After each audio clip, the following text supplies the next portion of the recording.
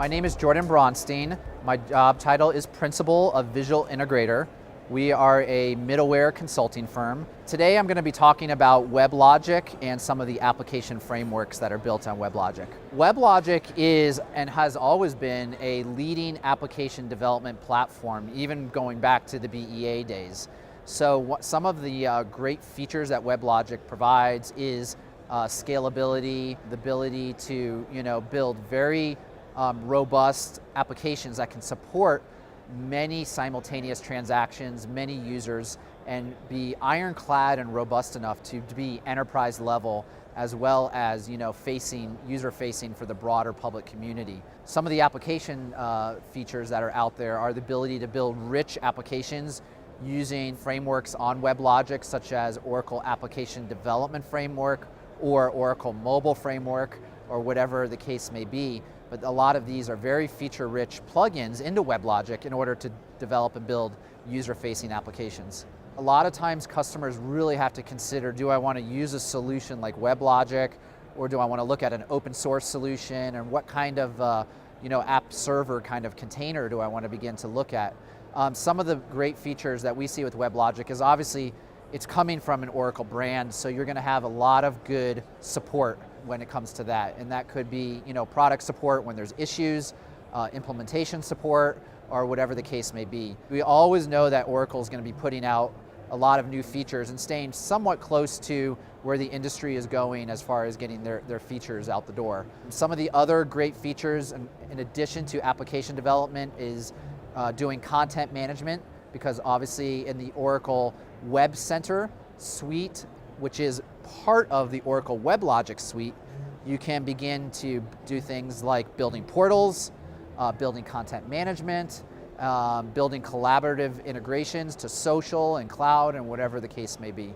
WebLogic is a really robust platform for scalability. They have a lot of features in it around clustering, disaster recovery, elasticity to be able to provision and deprovision instances of WebLogic pretty quickly.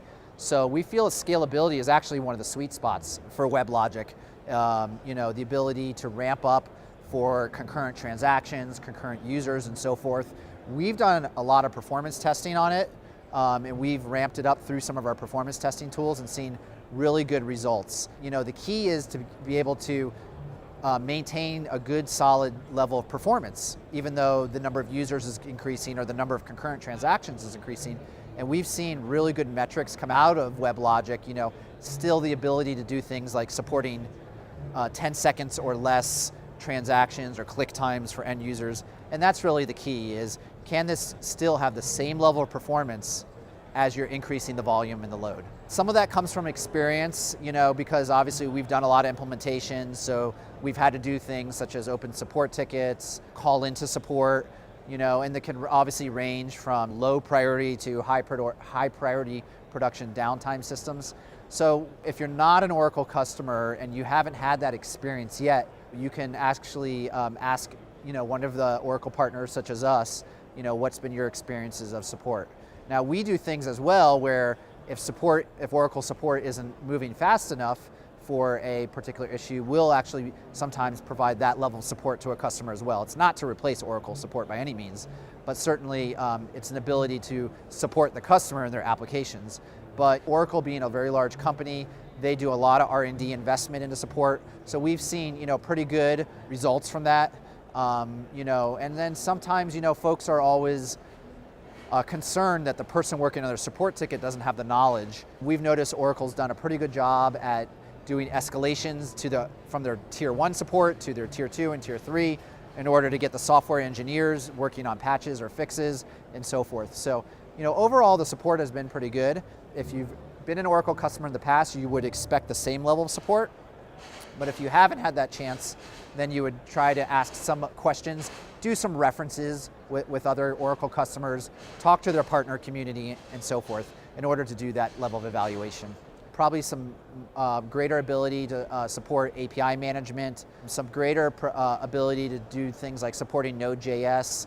Obviously they have some of that already in there, but just basically getting some additional programming languages so that you can build some application consumption patterns a lot easier. Maybe the ability to create more lightweight containers so you don't have to always create a very heavy WebLogic instance.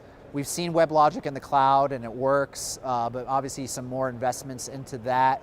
The ability to work on EC2, Amazon EC2, to be able to scale up, provision, deprovision on virtual cores within the Amazon environment and be able to do that quickly and seamlessly for customers. We'd like to see some more features in the future around that. Scalability, capacity planning and growth. Can the infrastructure support what the customer's needs are? Can they create applications faster? Is this a framework or a tool or a product set that will make our customers, our IT engineers, work faster and more efficient? Secondarily is, do they have robust, scalable things like enterprise logging? Is their enterprise logging sufficient so that customers can have full auditing and traceability of all their runtime transactions? Analytics is always important as well. Version control and continuous integration and DevOps, the ability to support these features are very important now to today's customers. If a customer has a couple hundred instances of WebLogic, how quickly can they support those environments, whether they're cloud or on-prem? The customer needs to be efficient. So the ability to be able to support environments very quickly is a key criteria as well.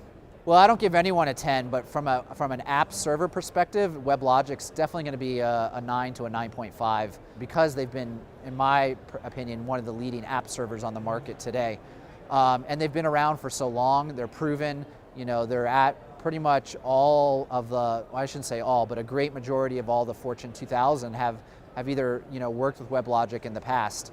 And so because they have such a large footprint, such a large adoption path, they've got dedicated teams, product engineers that are working on a lot of great features.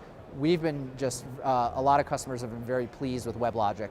The only improvements we'd like to see is a little bit more enablement on the cloud stuff because obviously, like we said, WebLogic works in the cloud, but we'd like to see things like enablement in the Amazon EC2 cloud, where a lot of customers are working very heavily in those environments.